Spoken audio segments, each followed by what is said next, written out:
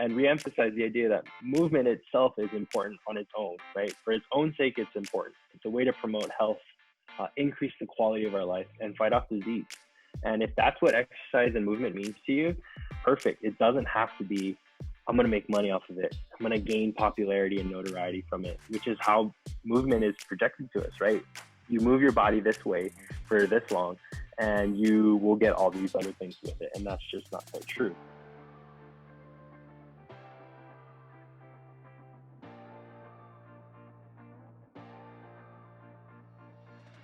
Hey everyone, welcome back to A Different Perspective. We're here again with Davin Lau for our final episode of the 10 Principles of Intuitive Eating.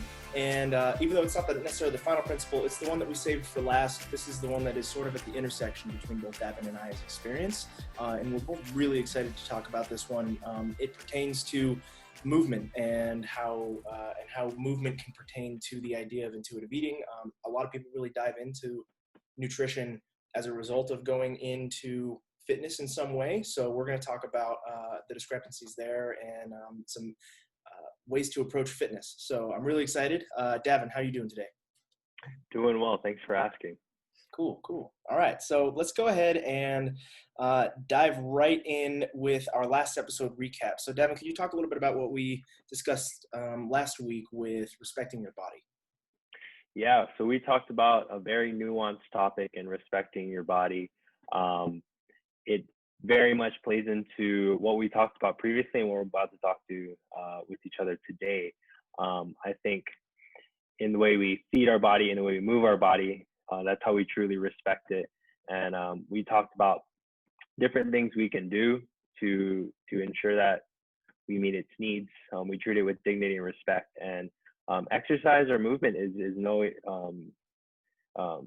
definitely one of those things that we can use to fuel that respect, or we can actually disrespect ourselves by doing certain exercise types or movements for the sake of whatever reason, and it can end up actually harming us. So there's a fine line in what we want to quantify or qualify exercise or movement as being positive, right? So we're going to kind of talk through those differences in when exercise is helpful or where exercise can be harmful.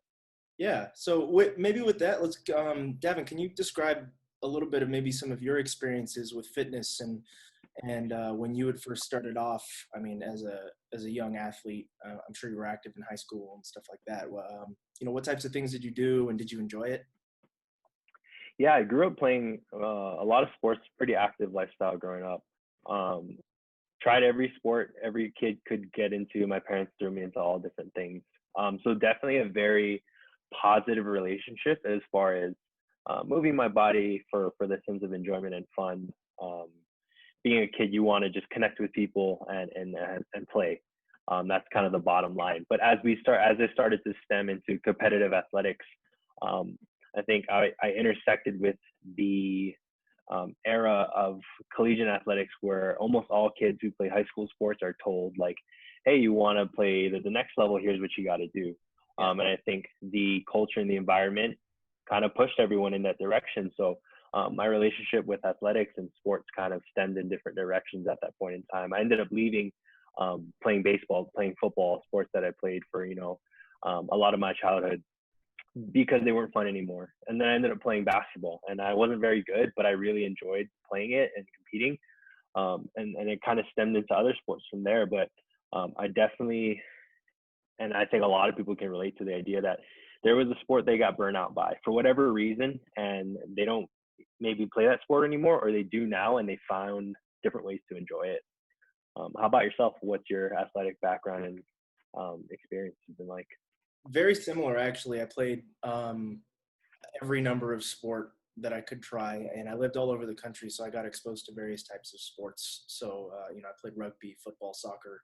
I tried baseball. I tried basketball. I like to play basketball recreationally with my friends, so that was always, a source of enjoyment. But, every sport that my friends played, I always dove into it, and I'm even that same way nowadays. I like to play sports that my friends do, just, get some social enjoyment out of it. But at the time, I really dove into the sports that people told me I was good at. And like you said, when people held that carrot of like, you could potentially go, here with that, those were the things that I did. So I played football and was pretty competitive in football and things like that. My whole life, though, I've been doing martial arts, and that has been a very strong center point of my fitness journey, really, since I started doing martial arts at 6 years old. My mom just threw me in there, and I think I started doing maybe Hapkido or Taekwondo. I can't remember which one I officially started with, but that was kind of the central point of my fitness, and it gave me a respect for just general movement. But then I sort of started to lose that, definitely, as I got more into those high school sports where it was the common ones, and even when I was getting injured, I was like, I gotta push through all this stuff and things like that. So, and I'm sure we'll talk about that in a little while too. But yeah, that's my history, So with to kind of wrap it into the idea of intuitive eating, what was your eating like when you dove into, when you were in those sports? Were you conscious of it? I think when, as adolescents, as we play or exercise, we're not very conscious about like fueling our body. Food's never kind of been spun to us in that idea that, hey, like you're doing all this output and you're young and you can recover from it still, but the food is really the source of that recovery and that energy. It only becomes apparent to us as we get older, as our bodies start to demand more out of us. It requires a lot of different things. And in addition to that, our bodies change, right? And then something isn't often talked about or explained, or we're kind of wondering like, hey, like my body's changing so rapidly and I'm not sure why or what's influencing it. So I think that's where that intersectionality, where people start to understand, okay, like the way I move my body and the things I eat have an effect on potentially what my body moves like or how well I perform. And I think the being cognizant of those things are important, but I think we've managed to exploit that idea and kind of blow it out of proportion in some sense to where it becomes vital, right? And it isn't vital in a sense like people portray it, but I think my relationship with nutrition was for the sole purpose of performance. And then when I was no longer competitive, I didn't know what my relationship to food was. And that's where I had to redefine both my relationship with food and then my relationship with exercise. And I think for many people, those two things happen at the same time, right? You lose your identity as an athlete. Now the identity with everything else kind of shifts as well. Yeah, definitely agree. I mean, I mentioned it a couple of times, but that's kind of how, when I got into fitness, it was, okay, I'm doing all the things right in the gym, or at least I thought I was. How do I do it right, in the kitchen? And so, bodybuilding.com and all of these resources that are objectively good resources for nutrition in that particular way. A lot of it is science-based. Some of it's not. Some of it's very anecdotal, but I learned a lot in that way as well. But one thing that is very critical when we really dive into the idea of fitness and nutrition, that has been sort of pushed, this extra narrative. We talk a lot about narratives. One of the main narratives is that it doesn't need to taste good to go into your body to feel performance, and that can really ruin the enjoyment of exercise and ruin that feeling of wanting to exercise, either because you're underfueled or you're not eating the things you want, and now you have to force yourself to go to the gym after doing whatever routine you had just seen on bodybuilding.com, or I'm picking on them, but that's kind of the main one that comes to mind. So like how can the idea of dieting really ruin the way that we feel about fitness? Like what is that actual impact there?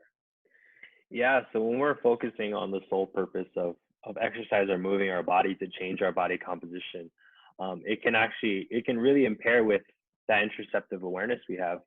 Our performance will drop as a result. I mean, if we're thinking about performance and fueling, dieting is under fueling intentionally in a sense. So having that low fuel availability, it makes the exercise more difficult, right? So what would be maybe a 5 out of 10 on the difficulty scale, 10 being the hardest, now becomes an 8 or a 9. So if you're looking from that performance lens, dieting will actually decrease your performance over time. And there might be that caveat, like, well, if I'm at a lower body weight, then mass to power output, and those kinds of caveats that people might dispute with this argument. And yeah, sure, they might have an impact, but I'd argue that someone's skills and abilities, right, to be able to train at a high intensity over the course of months and years, that will supersede maybe a physiological advantage that someone has in regards to body size. And in addition to that, I think when you look at skill-based sports with a lot of cognitive use, right? So anything with precision, anything with a ball moving, tracking, reaction times, your brain uses carbohydrates. So if you're dieting, you're typically cutting out carbohydrates in your diet in most diets. Yeah. And that affects that reactionary performance. And even scaling that back, if you're running with your dog outside and you want to enjoy the outside and your brain's just deprived, you're not going to enjoy that run. I'd argue you're not. So just being chronically underfueled just rips out all the performance capabilities that food has to offer, and exercise has to offer, and then also enjoyment as well. Yeah, absolutely. And what comes with that is the dissatisfaction of not being able to achieve a goal fast enough, or the pressure that comes down on us whenever a coach tells us you need to lose 5 pounds or whatever. Like that's a huge pressure that then starts to consume a piece of our mind that could potentially be reserved for performance. Like that's just one other thing in the back of our mind. And just like to your point, for let's say sprinters, that's a really common example of, like, the lighter you are and the stronger you are, the faster you're going to run. Just, mechanically, we understand that. But is a 180-pound athlete shaving off 3 pounds of fat, is that really going to make them a better, faster runner? Is that 3 pounds really that much of a difference? Or is it just chasing a particular body fat percentage that all of the top runners happen to have?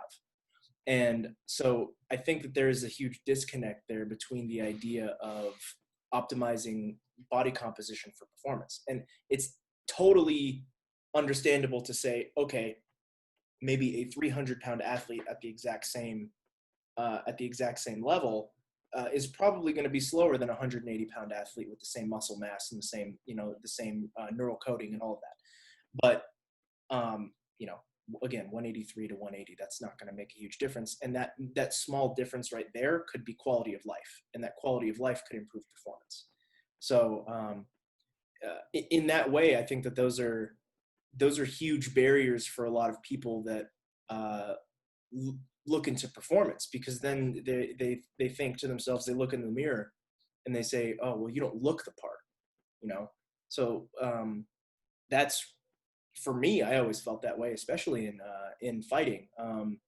We mentioned it before, but Davin and I had originally met doing mixed martial arts, and he was a prodigy in jiu-jitsu. It is incredible. And but we would go in, and there'd be all of these other athletes, and again, we were body comparing, we were strength comparing, we were doing all of these testosterone-filled things that generally push a lot of people away from fitness. And we, at least me personally, I'd never felt like I was the shredded one. I never felt like I was the one that was fit enough, and that really drove for me a lot of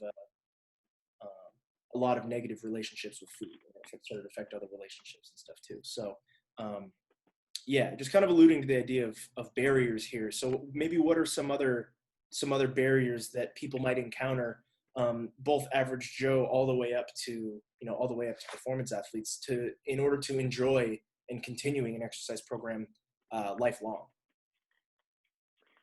Yeah, I think in the current sports climate, it's been very competitive for everyone. I think going through youth sports, it's no longer a source of just enjoyment and community. It's really competitive.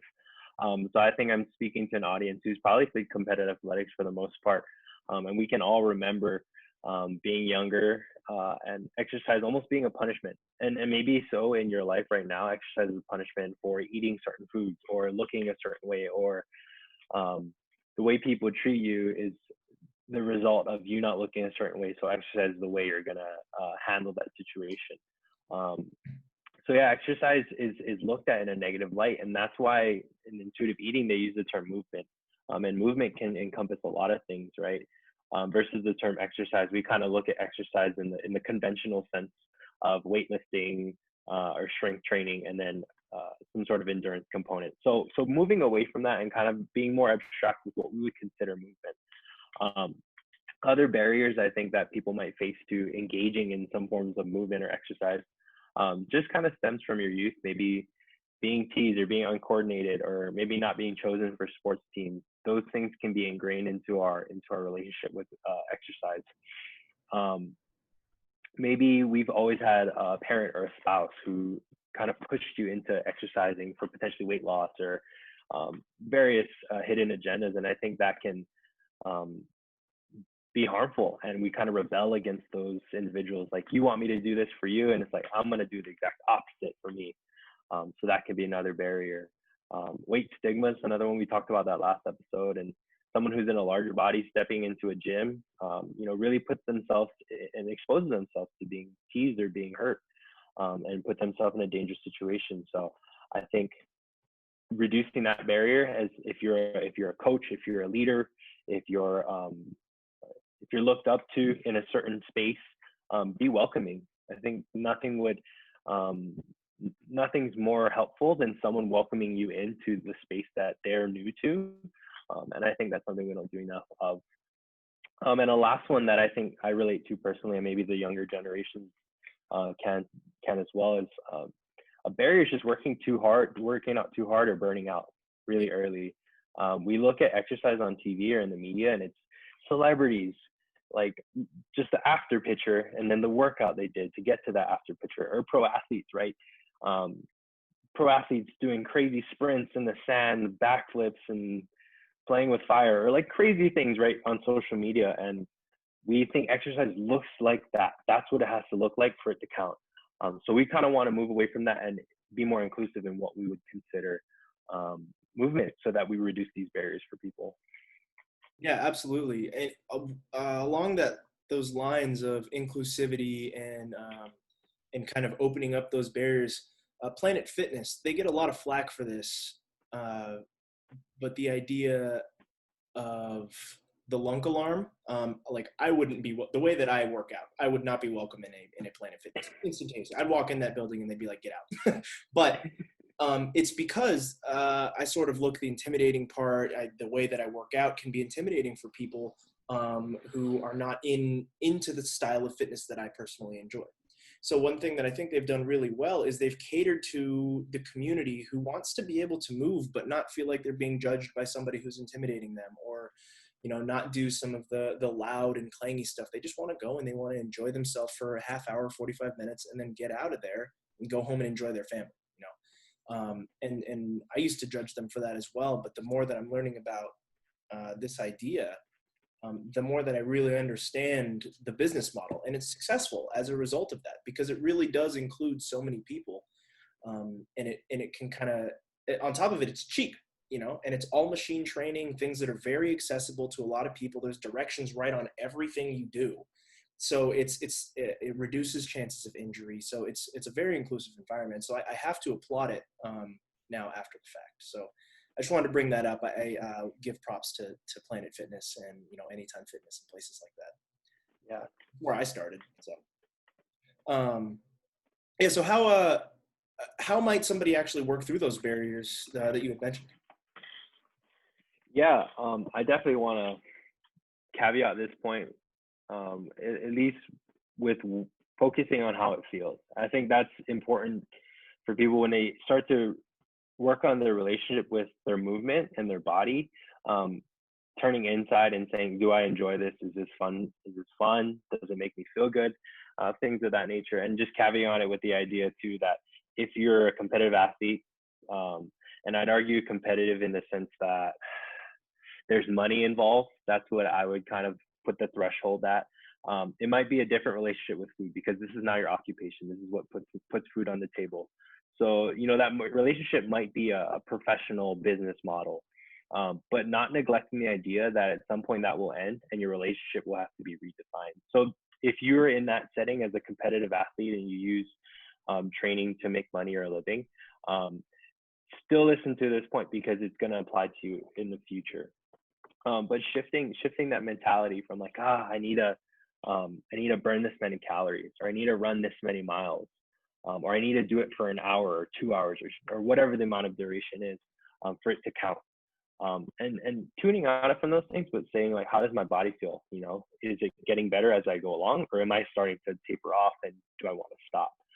Do I like to lift weights, if at all? Right, I'm good at it, but did I ever ask myself if I liked it? What other things might I like? Do I like to hula hoop? I mean, I'm thinking of really extraneous movements, but is something like dancing or something like moving your body in a non-conventional way fun for you? Tune into that, because I think people use exercise as a tool for weight loss and dieting, but when we move away from that and we just look at enjoyment, we start to see a different picture for many of us. So part of that would be focusing on the feelings during and immediately after your exercise and over the course of time, like I alluded. So, you know, maybe at the beginning of the run, oh man, I don't like starting runs, but in the middle, like I feel so good. At the end, I feel great. Running's a thing for me. Or maybe it's something else. So just kind of tuning into your body and seeing what that exercise feels like for you. And things that you can tune into other than just like, okay, how do I feel? Your stress levels, right? Did my stress levels go down after that exercise, or did it go up? Because sometimes exercise can be more stressful inducing. Is my energy better? Is it worse? Is my general sense of well-being, is it elevated? Do I have a sense of empowerment, or do I feel small after that? You know, do I feel demoralized after that type of exercise? And then how's my sleep? Is my sleep getting potentially better or worse? Yeah. To some of those points, I'd love to throw some science in there for those who might be interested, especially that point about, you know, when I first start a run, you know, it sucks. And then when I get into it, you know, it feels good. There's actually a real reason for that. And it sucks for everybody, no matter who you are. And the reason why is there is something called an oxygen deficit, where our body actually, our blood gets pumping, but the volume of oxygen that's actually coming in, so the amount of oxygen that we require. So we use oxygen as a way to create energy in our body. And without getting into the science of it, oxygen is critical for aerobic performance, for running. But in order for us to actually start, it takes about 2 to 3 minutes for a well-trained athlete, and up to 5 or 6 minutes for an untrained person to actually start feeling that effect of all of that energy system kicking in. So there's actually a real reason for that. So I do want to caution people against being demoralized from starting a run. You know, wait a few minutes, really try and, you know, see how you feel. Like Davin said, see how you feel, you know, go for a run and then see how you feel in the middle and in the end as well. It is important that you keep all of those items in context, because sometimes there are physiological reasons why something sucks and it might get better. So that is important. I definitely want to talk about sleep, and oh man, like I would love to do an entire episode on sleep, because this is, it's weird, because it shouldn't be this late in the human game that sleep has become such an important aspect of recovery. But I mean, the more that we understand about sleep, the more that we realize how good it is. And if you are exercising so hard that you're not getting good sleep, that should be an immediate red flag, you know, and I think that's something that we overlook. It's to the point when we talk about the Pavlov's pyramid, I think that's what it's called. Not Pavlov. Maslov. Mm-hmm. Maslow's pyramid. So that pyramid, there's another type of pyramid that's specific to like athlete recovery, and at the very bottom of that is sleep.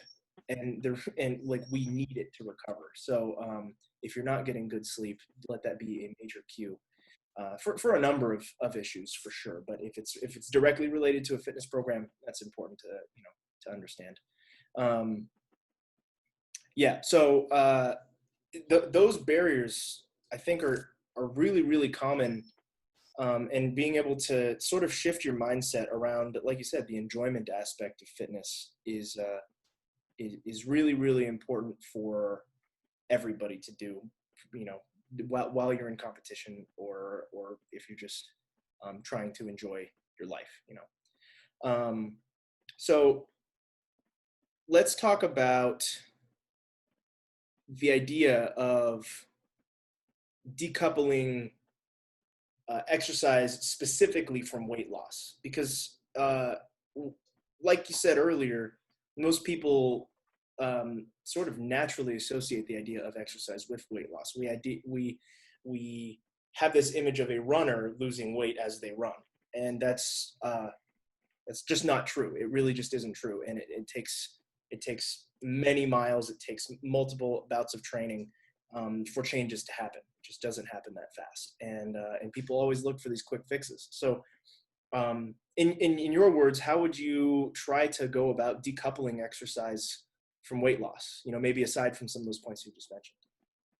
Yeah, I think that's the very common one that we see with exercise and weight loss. That's where a lot of the weight loss marketing and targeting goes, or exercise targeting goes to people who are looking for weight loss, right? Most of the programs couple those two together in most retail gyms and whatnot. But also not to neglect the other groups of individuals who might believe that their exercise is keeping their weight down, right? So it suppresses their weight to what they believe might be healthy, and exercise is their logic for why that may occur. So still an unhealthy relationship with exercise, as that I would determine it. But I won't refute this idea that, the idea that exercise is a foundation for long-term health, right? And exercise is an important thing. I'm a huge advocate for people to exercise and move their body. People want to maybe target the word intuitive and say, well, intuitively, I don't want to move. And I would say, okay, intuitively, that might be how you feel. But based off your experience with movement, right, and it maybe has been negative for their entire life, let's try and form some positive feelings around movement. The science and the evidence is all there. That's solidified. So how can we get people's relationships to improve with exercise? And I think it's moving away from the weight loss, or I keep my weight off as a result of exercise. A big challenge that I see as a dietitian when working with clients who are interested in maintaining their weight or losing weight, is that they'll use exercise as a means to compensating for food intake. And that's a characteristic we see in the criteria for eating disorders and disordered eating. So, while that might be normalized in our society, such as this donut is equal to this many push-ups, right? Have you ever seen that chart on social media where I have always hated those types of charts. Yeah, I've seen them. Those are rough.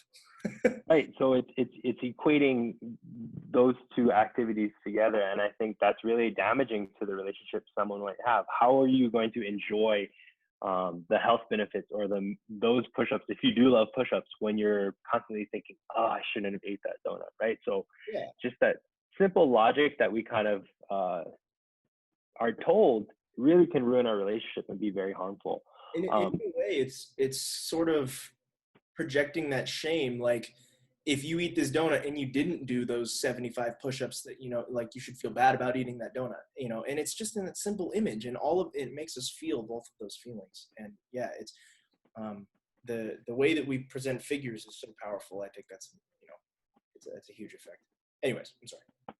Yeah, so just dissociating the food that we eat and the movement that we do from that negative context. There is relationships that they hold, but definitely want to remove that one off the bat, and reemphasize the idea that movement itself is important on its own, right? For its own sake, it's important. It's a way to promote health, increase the quality of our life, and fight off disease. And if that's what exercise and movement means to you, perfect. It doesn't have to be, I'm going to make money off of it. I'm going to gain popularity and notoriety from it, which is how movement is projected to us, right? You move your body this way for this long, and you will get all these other things with it. And that's just not quite true. Right. There are so many health benefits, and I'm just going to name a few off the top. It's a way to take care of ourselves outside of the context of weight loss. It's health promoting for various reasons. So stress tolerance, for females out there, bone strength, very important as you start to age. decreasing blood pressure, improving cholesterol. So all of the minority communities, these are health risk factors you hear about all the time. So moving your body can help decrease these.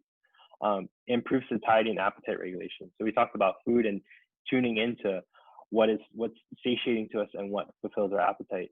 So to tune in better, if we move our body, that'll help out a lot. Mood and memory. And I think those are two other qualities that everyone would want. So just to reemphasize that there's so much more benefits to moving your body than weight loss. Those are other things you can focus on. And if you want to move for your health, that's the point you're looking to improve. Yeah, absolutely. And I would say that should definitely be the, not necessarily the main focus, but definitely sort of a secondary focus, is the idea that moving is healthy, moving as a standard, that's the idea. I definitely want to chat really quick about the idea of mood and memory. This is something that has been recently discovered, and some of my professors have been really, really excited to talk about this idea. It's the idea of neuroplasticity. And it's that neuroplasticity, it basically means the way that our brain can change its neural type. It can change its neural network in order to adapt in a specific way.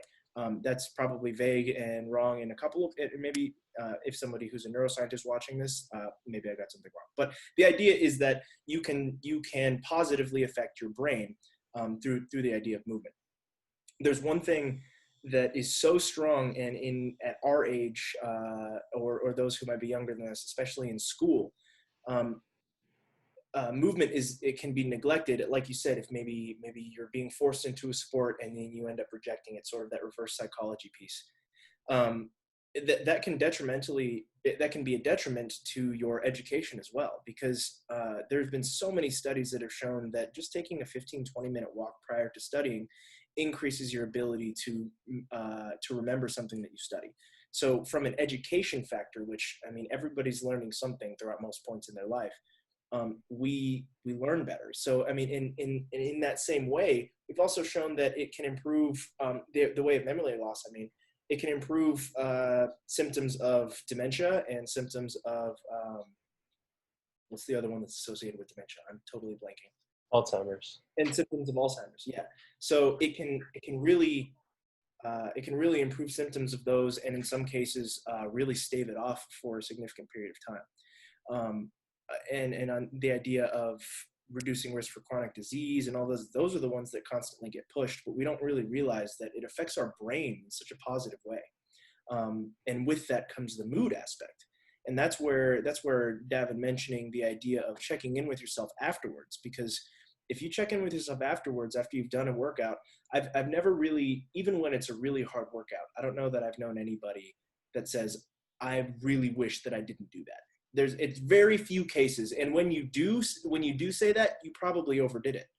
And that's a huge way to track it. So like your mood afterwards, if you feel good that you moved, that's probably a good sign that you should be moving. So, or maybe doing something similar to that you enjoyed. So yeah, it's focusing on those huge. And you also mentioned the idea of, for women specifically, increasing bone strength, or just in general increasing stress tolerance. There have been a number of studies that have shown that we handle stress both physically, like literal, like actual trauma, and also mental stress by exercising. So, and people often use exercise as a way to relieve that stress, and I think that's a great thing too. I'm really stressed out. I had a really rough day at work. I'm gonna go for a run. Agreed. Yeah, I love seeing that. So when we talk about that, it also comes with the idea. So there's the folks who kind of recognize these pieces. There are people who are just learning about it, and then there are also people who kind of fall into this idea that I am fine the way I am, and I don't want to exercise at all because everything's fine. I have a good relationship with food and all of these things. What would you say to people who are in that do not exercise hole? Yeah, I think it's working through that relationship of of their previous experiences with exercise. I mean, anything that feels good, it's kind of hard to tell yourself you're not going to do it, right? If like you said, if it makes you feel good after, you're going to want to continuously do it. Mhm. So anyone who might approach me in that sense, I think um, there's potentially something underlying with their previous experiences with exercise, and sometimes it's um, I mean, it could be many things. It could be many things, and I think stepping away from that, first addressing that relationship with your body.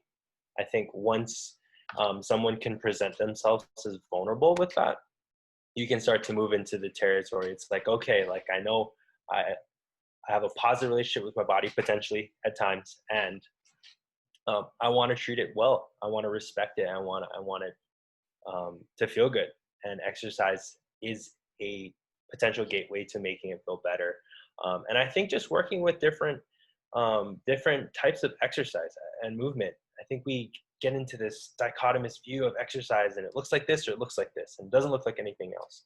Um, I mean, I've heard stories of, or even individuals who like vacuuming and cleaning their house is a form of movement, or people are really busy at work potentially, like walking your dog, or the very simplest forms of movement is counted. And I think we often discount ourselves and saying, "Oh, that doesn't look like their exercise, so it's not really exercise, and therefore I don't like it." Yeah, absolutely. We were going to chat about this here in just a sec, some examples of movement over time. But on that same note, the idea that fitness or that movement adds up, I wanted to bring up the idea of just walking upstairs if you live in a tall building. It's 5 minutes of taking the stairs 2 times daily. So walking up the stairs maybe to your office and then walking back down the stairs, or taking a break and walking up and downstairs. Doing that 2 times daily for 5 times a week comes to a total of 43 hours of movement per year. That's an entire work week of movement that you're just getting by going to your office, or by going downstairs to maybe grab some water, or going out to enjoy the sun for lunch. Those things, those really simple things, are absolutely huge. Davin, what are some ways that maybe lately, especially now with quarantine, like what are some ways that you've been able to kind of add up some movement? Yeah, I've been fortunate to have a couple dogs with my friends that I'm living with currently. So we'll go out to the park. It's beautiful summer out here, so I'm getting a chance to enjoy that. And in the winter, it can be challenging too. It's like, okay, how do I get outside? How do I create movement for myself? Um, and Depending on where you live, that could look very different, right? Like where you're at right now, maybe you love the snow and you love taking long walks in the snow, and that's something that's exciting for you. For me, it's clearing out space, and for me, it's clearing out space and doing other forms of movement that I don't normally do, like things like yoga, or just trying new things. I think depending on where you live, where I live in Salt Lake City, there's lots of communities who do free things at the park. To just try different types of movements and put yourself out there. So I'm always trying to find different ways to move my body and see what it can do. And I think just trying to find different things and see, it doesn't have to count per se, but I'm doing cooking. So I've been cooking a lot. So I'm on my feet in the kitchen, moving around for a couple hours every day. And that kind of stuff adds up. So if I cook, 2-3 times a week, I could get over 10 hours just on my feet moving around. How about yourself? Yeah, super great. I mean, that's actually really amazing. I never really thought about the idea that that cooking can be something, darting around your kitchen and just really focusing on something, and be task oriented and just getting and doing something. It's it doesn't have to look like exercise again. For me, one thing, I've been in my typical gym routine lately, and I've been sort of varying the way that I train, but which I do sort of naturally, because I eventually get sick of doing power cleans every single day. So, I start to vary it. But lately, like I mentioned earlier, when we first started, I really like to enjoy sports with other people. And a lot of the way that I train supplements my ability to be able to do anything that I want and be able to enjoy myself and go try new things. So lately, I've been playing pickleball, and it's such a cool sport. It's table tennis on a mini tennis court, and it's been really enjoyable because I'll go out there with a few buddies, put some sunscreen on, and we'll just hang out there for like 3 hours and just have a good time. Yeah. Bad. I'm pretty bad at it. But it's just so much fun getting out there and getting to enjoy it, and just, buying or doing a completely new sport. We're probably gonna be playing ultimate frisbee later. Disc golf, like disc golf, when you think about it, or just the idea maybe of any type of golfing sport in general. But like, I was playing disc golf last week, and you sit there at the tee and you throw this disc, and then you got to go walk to go find the disc, and you got to like walk up hills, or if you throw it in a tree, maybe you got to climb a tree. Like, yeah, you get movement in sports that don't necessarily look like they're particularly active. Like, everyone always wondered why Tiger Woods was in such good shape. Well, I mean, they're walking a lot of places. Yeah. And that's a bad example because he's also a professional athlete. But like, but yeah, it's one of those things that, just finding something to enjoy. I really like the idea of doing something with friends. Everybody likes to do things with other people. We're inherently community oriented, and I think that's really important. It's one way that I think a lot of the group fitness training, I don't know if you've ever done group fitness training, but it's gotten so popular because even if it does kind of suck, you feel good afterwards, and you kind of went through sort of like a trial with some other people. So it's an enjoyable social aspect as well that we For sure. Yeah. So maybe what are some other examples from that we got from the book of ways that movement sort of compounds over time? What are some common examples that that maybe homeowners might have, or people in apartments? Yeah. So just some like easy math here. 10 minutes of walking maybe walking with your child or walking your dog 3 times a week. So we'll call it Monday, Wednesday, Friday. You go for a 10-minute walk after maybe working from home. That'll equal 26 hours over the course of an entire year. 15 minutes of mowing your lawn 1 time a week. If you got a lawn, that's 13 hours right there in a year. So just little tasks. I think we often discredit ourselves on how much we actually move maybe, and we try to compile more exercise by society. And all these things that we're talking about, require little to minimal equipment, right? It's not very expensive. We don't need to buy a new dumbbell set or go and scramble to find, a bunch of weights as conventional exercise looks like. We can do it right in our own homes in the way that we feel and see fit. Yeah, absolutely. And there's, with all of that, I mean, the idea that fitness doesn't necessarily have to look fit. It's also important to consider the idea that that when we do something like that, we're not really capping ourselves on the fact, like when you're cooking and you're darting around the kitchen, you're not saying, I'm not going to be done cooking until I get a pump. Nobody says that.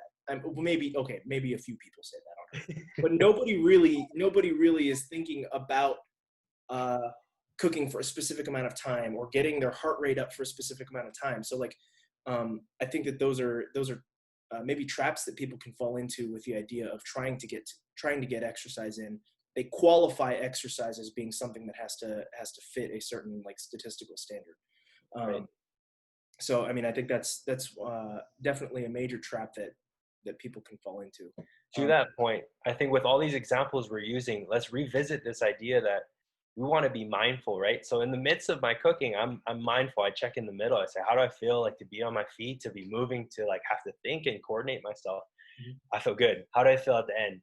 I might be exhausted because I still got to do the dishes or whatnot, but I feel good. Okay, that movement works for me. I'm going to make sure I cook this many times a week. And that's, if I can't get to a gym or I can't get to other movements that I like, I'm going to do this. It's ingrained in my schedule. And that's how I incorporate movement into my life.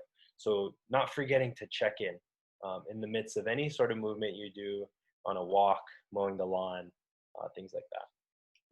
Yeah. Being mindful, and we'll return to that idea in a little while as well, but being mindful just in general of the activities you do and how you feel doing it, for sure. So what about the idea that, okay, maybe you had a really busy day at work, maybe you were on your feet all day, or maybe you were just really busy, you were writing papers all day, and you're just like, you just sat at your desk for 8 whole hours just because you were so slammed you couldn't even get up to go eat lunch, whatever. And you come home and you're exhausted. What's it? what would you say to people maybe who do that and then say, well, I don't want to exercise because I have a really busy day at work, you know? Yeah, I think, movement's one form of self-care that we can do for ourselves and taking care of our bodies. So if your body is beat up from a day at work, give yourself the permission to, rest. I think we often forget that that's important for us too. But just keep evaluating, is the movement in is my relationship to movement positive or negative? And with the time that I might have, how can I establish positive movement with myself? Brene Brown, who I've referenced before, licensed clinical social worker and PhD, she talks about how we store our stress and anxiety in our bodies, right, in our muscles. And if you come home from work and you got a lot of stress and tension, I think a potential answer to that might be to move your body some more, which I would always advocate for. And another kind of caveat to all of this too is if you're exhausted after a normal work day all the time, we might want to reevaluate if we're getting enough to eat, right? Trying to revisit that nutrition piece of things and making sure we have enough energy. Because if not, that's going to lead to that general fatigue of just not having enough energy to do activities and be active. So kind of revisiting that too, saying, am I tired from the work itself or am I just underfueled? Yeah, I think there's two aspects of that too. Is definitely being underfueled, because when you get so busy, you just don't think about food. You know, you got too many things to do, and so being able to again stop, check in with yourself, and understand like, okay, maybe I need a quick snack, and then move on. You know, just to keep fueling yourself. On top of that, I think there's the idea that, and I think some people might even recognize this, that moving outside of work and getting a little bit of extra movement in, talking or coming back to some of those benefits of movement, you can improve your energy levels at work too, which make you more productive. It makes you, more prone to coming home and saying, I do have a little more energy today, So it's understanding that benefit there of being able to move and enjoying that movement extends into other parts of our life. So. Yeah. So oftentimes, I have clients who are busy, maybe parents, busy work schedule, maybe unpredictable work schedule. Maybe you work grave shifts or you work 12-hour shifts and whatnot. And the idea of I have no time to spare to work out or exercise or move my body. And, it's very valid if that's how you feel about your schedule. What I'd advocate is for you to look at your schedule and say, how am I advocating for myself? How am I prioritizing movement? Because it is beneficial to me and I do find it joyful. How can I prioritize that for myself, right? So how can I change my schedule around to make time for myself? If it's telling my spouse like, hey, I'm coming home from work, I'm going to need an hour to go move my body, be outside, can you take care of the kids scenario? Or, maybe turning down some plans on the weekend to go out into the mountains and move your body there. Just prioritizing yourself as an essential thing and making sure you respect your body in that sense.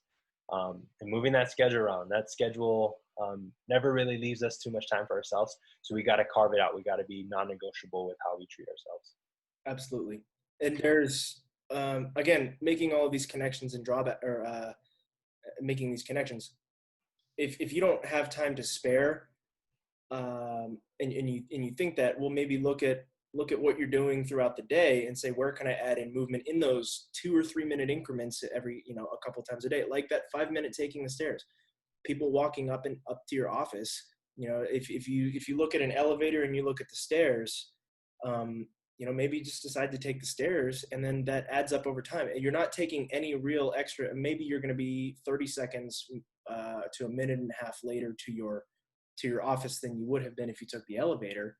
But now you just got a little extra movement in. And again, that adds up to 43 hours per year if you're doing 5 minutes of taking the stairs. So it's like, if you don't have the time, I would definitely argue saying that you're just not making it. And, that doesn't necessarily have to be a bad thing. I just think it's something to be aware of for sure. Yeah, it's a small form of self-care. And if we're not doing the little things to take care of ourselves, we need to reevaluate what we're doing to take care of ourselves and how can we start to interject new things in there. And movement's just one we're talking about. Mm-hmm. Absolutely. So let's go ahead and jump into some of those qualifiers we were talking about earlier. We were talking about like it doesn't count unless, you know, maybe I get a pump, or it doesn't count unless, you know, it's a specific length of time, or I run a specific distance. Like I'm not satisfied with myself if it doesn't do that. What about like the idea of um, I'm doing something and I'm not sweating? I don't feel like I'm getting a good workout. Like the if I don't sweat, it doesn't count trap. Yeah, it's it's an extreme to an idea of what movement is counted as. There's this great podcast that introduced me to movement as a form of self care. It's by Rebecca Scritchfield. Her podcast is called Body Kindness. And the episode is how to experience the joy of movement and the power of moving in community. So, like we alluded to earlier, um, it's with a health psychologist named Kelly McGonigal. And their podcast does a way better job at explaining the scientific nuances if you're interested in those things. So I extend that to, you know, maybe check that out. It'll be in the bottom of the description. But it really kind of highlights the other benefits we get out of just moving our bodies in non-traditional ways. There's an example in there about when we move in coordinated patterns, so maybe like rowing together or like dancing in sequences, that has significant effects on our brains, on our psychology, and a benefit it has there for our health. So taking kind of that pure physical benefit of exercise and trying to extrapolate it to all these other benefits we might have. If you're interested in those types of things and ideas for, you know, movement for a lifetime, I definitely would hope you check that podcast out because it does a tremendous job at explaining those things. Yeah, and that link will be in the description for sure. We'll add that in there so you can see it. So go ahead and check that out if you'd like. So yeah, I mean, it's kind of again alluding to the idea that there are other aspects of movement than just the single benefit that it might provide us. It provides us by moving, we can become more in tune spiritually, emotionally, environmentally. You know, just like going for a hike. For example, with other people, I connect socially. I connect spiritually because personally, that's like nature is very spiritual for me. And then on top of that, it's very specifically environmental. So along that spectrum of health, you can by doing the right types of movement for you, you can really hit almost all. I don't know that you wouldn't be able to hit a single one of them with different types of movement, you know, or wouldn't hit one of them if you're moving the way that you enjoy. You know, Exactly. yeah, it really extends to those various aspects of our health. So with all of this, we've been talking about trying to get ourselves moving, really what the benefits of movement, the ways that it can really help us. But there is another side of that coin where there's too much exercise, and there are so many different detrimental effects of exercising too much. So maybe Davin, what are some common signs of compulsive exercise here? Yeah, so starting very generally, you and I both have a background on being able to identify these things, you know, in ourselves, first of all, and then seeing it in athletes or people who move their bodies over the course of time. And that's why I would always advocate working with a professional who's certified to make sure that they can monitor these things for you. You know, anyone who's going to engage in some sort of movement program should get clearance from their medical provider first and then work with a professional. So signs, very common ones is, you know, the inability to stop even when you're sick or injured. So, you know, I can't miss a single day, and I feel guilty if I do. Um, Being injured, so consistently getting injured throughout the course of a year. Sometimes your injuries are unlucky. That's part of moving your body, maybe in a higher threshold. But when these injuries are a result of overuse, and a professional can definitely identify that for you, that's another sign. Inability to sleep, we talked about that. A clear-cut sign of overtraining potentially. Having to pay for eating certain foods or eating too much with exercise, right? So you ran extra distances because you ate a piece of pie, as an example. Mm-hmm. And another one that's very common with a lot of athletes I work is being afraid that you'll suddenly gain weight if you stop working out for a single day. we saw a lot of this in the quarantine, right? Gyms were closed and people weren't allowed to exercise. And at a time, we didn't know if it was okay to even be outside really amongst other people. And people were willing to sacrifice their own health for this particular idea that of the fear of weight gain. So I think it's important to acknowledge, okay, like what's my relationship to exercise? I may exercise and I may enjoy it, but is it in a compulsive sense, or am I enjoying it for the reasons that we explained earlier? Am I forcing myself to enjoy it because it has this benefit, or do I actually inherently enjoy it? For sure. I've fallen into all of those points. I have had absolutely Same. every single one of those points. Yeah, I mean, it's something. I think I don't have any data to support this, but I think that a lot more males kind of fall symptom or fall victim to a lot of these than a lot of women, as a result of the way that fitness is really catered. Oh, you're a gym rat if you have all of these. That's the thing. You're praised if you have all of these types of qualities. Oh, you're constantly getting injured. You're doing something right because you're training hard, or like you can't stop. That's a good thing, man. Like, Right. Yeah, it's very toxic, and we don't really realize it. And for me, one of the major things that's been an enormous turning point in my fitness journey was my knee injury. And I was training competitively for CrossFit. I was trying to do all of these things, and I really wanted to do well in the CrossFit Open and make it to regionals when it existed at the time. If anybody who follows CrossFit, regionals used to exist, and I wanted to get to there. And I had a solid shot. I had all the numbers and everything. I was focusing so strongly on my diet. I was training 4 hours a day almost. It was the only thing that I could focus on while I was at work. If I missed a day, I would feel horrible because now I'm behind all of my buddies. That's the extra rep was going to get me that second place or first place. That extra rep is that podium spot. I fell into that trap, and boom, I fell one day and my knee exploded. Like, not even a joke. My patellar tendon snapped and it frayed like rope. And the doctor said that it was one of the worst patellar tendon injuries he's ever seen in his life. I've since come back from it, but it made me realize just what I was doing to my body, that it failed in such a way that a doctor who does these surgeries all the time was completely baffled. And I realized at the time, I was like, well, I was just so strong. Of course it was going to be a critical failure. And then the more I evaluated it, the more I realized it wasn't a matter of if, it's a matter of when.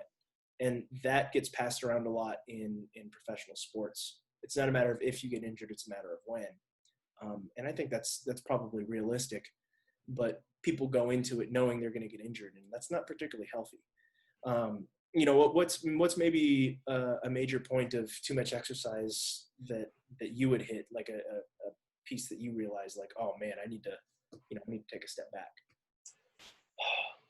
I think my relationship with exercise has morphed over the course of time. But I think myself, and I've spoken with other athletes previously, exercise is a way to cope, but also it can be used in a positive way for sure, but equally it can be used to mask or push down other feelings and emotions that I needed to address. And the way that I would use exercise to avoid those types of things, to kind of maybe boost my ego or self-confidence at the time, only it led to the demise later on. So I think my relationship with exercise was poor because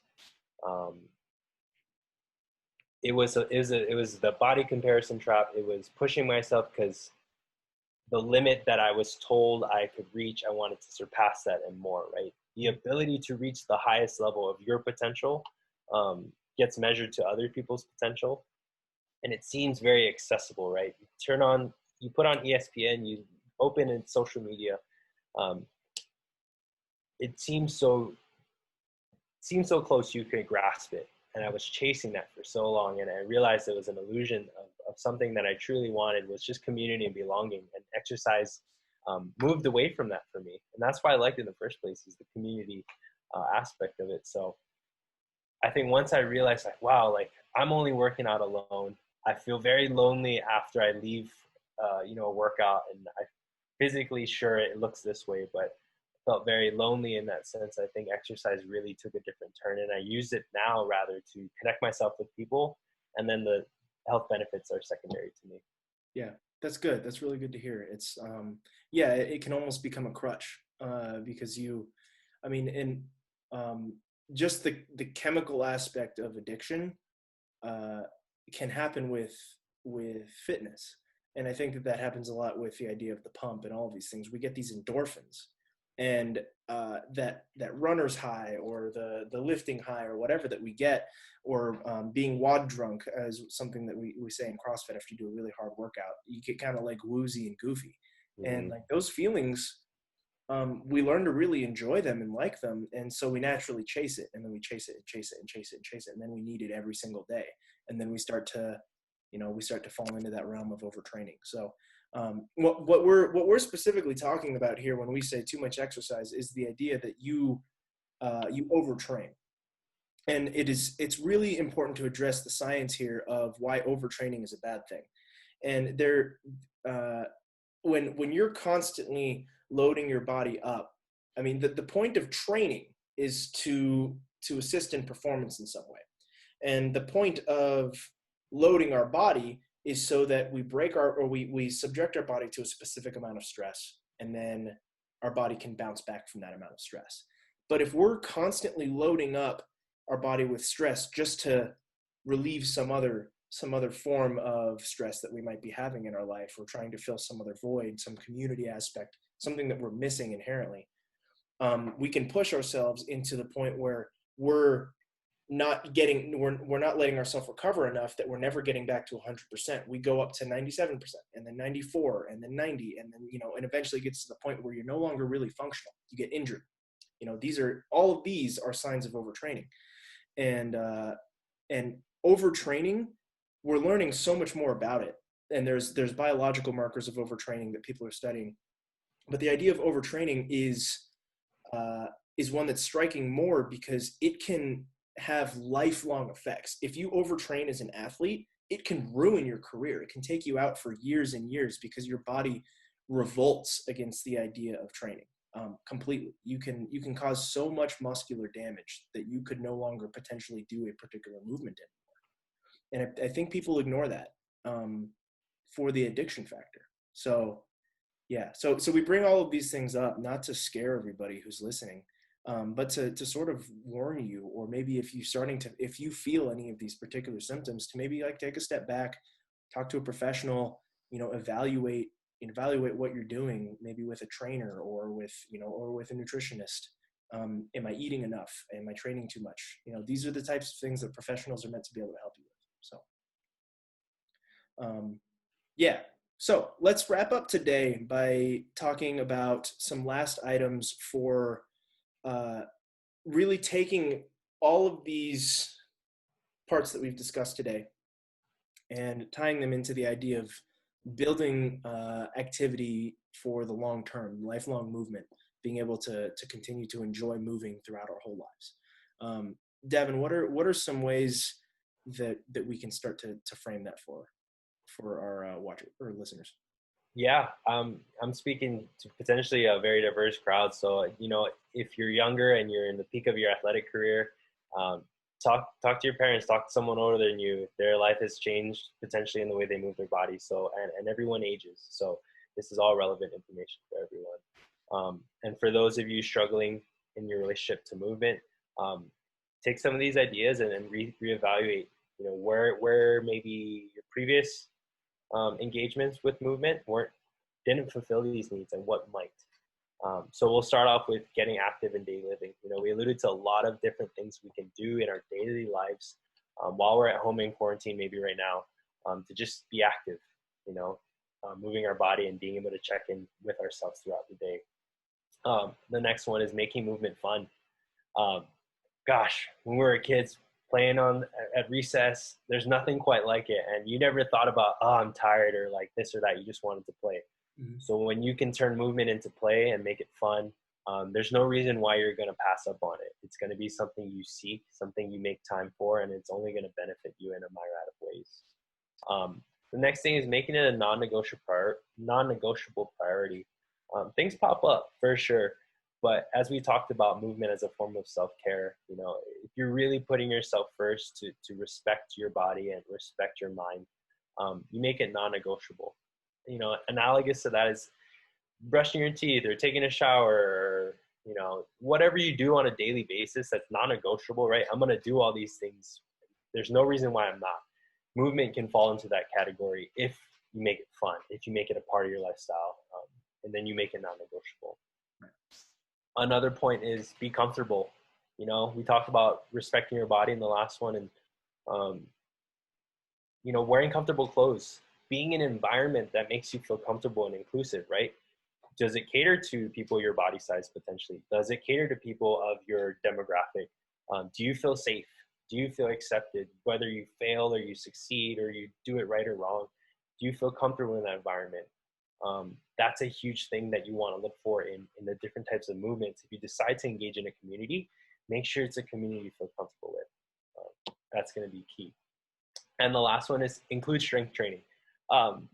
Me and Cole both are going to be huge advocates for this, and the science speaks for itself. But, you know, with all age, and strength training is super important. I think it gets a bad rap, especially in the younger populations, starting strength training early, and then within the female community about potential downfalls of strength training. All have been disproved. We can do an entire episode series on, you know, the benefits and then the myths about strength training. But find a professional if you can. I guarantee you there's someone you know who does strength training. Reach out to Cole or I. We can help you set you up with a program or things like that. But include that into your regimen too. Yeah, absolutely. And I want to make a quick caveat to the idea of strength training. It doesn't have to mean lifting weights. I think more generally a good term for that might be resistance training, because the idea is that we're providing resistance so that we can build our body or build some strength. So we aren't necessarily trying to train for strength. We're trying to train resistance. And that can look like playing tennis. Tennis is a form of resistance training. That can look like, you know, doing sprints if you like doing it. Like those are resistance training. You're providing resistance. So resistance training doesn't have to look like the typical gym rat doing bicep curls, doing push press and things like that. So it's super variable. And that's why I think it's a great thing to say everybody should do this, because it's so massive into the way that resistance training is applicable. So it's important that we see and not be scared by the word strength training, because you know, you don't necessarily have to be strong compared to the people who are, you know, in the gym 4 hours a day. But if you're strong enough to be able to enjoy what you need to do, that might be enough. You know? And you might even find that you enjoy doing a type of strength training or a different type of strength training. So just a quick caveat there. And real quick before we end, there is one point that I do want to make. You had talked about starting this early. I think that the idea of starting the movement and the respect of movement, the respect of our bodies, and really all of these principles, starting these early in our children and fostering these is really good. Fostering the idea of play, it's something that we slowly lose for some reason. And I think there's so much, I think, evolutionary psychology that goes into the idea of play. There are some people who say that, you know, it's how we explore the world and all these things, and I really believe that. But then at some point we stop exploring the world for some reason. You know, enjoy it. Learn how to play. As an adult, playing is still awesome. I'll tell you that. Like, I literally, no joke, went to a playground the other day because, like, they're all closed. So I just, like, jumped onto a merry-go-round really quick, or what are those things? Maybe it's called a merry-go-round. I jumped onto a merry-go-round, and since I'm so much stronger than I was as a kid, I got that thing going way too fast, and it was an absolute blast. So, like, go enjoy things that you maybe used to when you were a kid, or just, you know, play. Learn how to play again, and foster that in your children. And I guarantee you'll make a great connection with your kids. You'll start to enjoy the movement yourself, and it's just fun. So, yeah. You know, all of that. Devin, you have anything else to add? Really enjoyed this series. I think it's gonna evolve over time, and I think everyone's gonna take a little bit something different from it. But, if this is your first exposure, if this is a second exposure to intuitive eating, I hope you got something new out of it.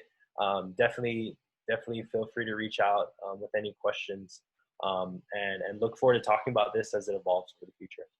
Absolutely. Yeah. Thanks for doing all this, Davin. It was a huge piece of getting started with all of this was your expertise. And I never would have found intuitive eating if we hadn't started talking again after all those years. So I think it's been really enjoyable, and we'll definitely keep doing these. The next episode, we're not sure what it'll be yet, but tune in. We're going to be releasing these every single Tuesday from around 10 a.m. And so, yeah, thanks for watching, and let's go ahead and hop off there. See you all next time. Bye, guys.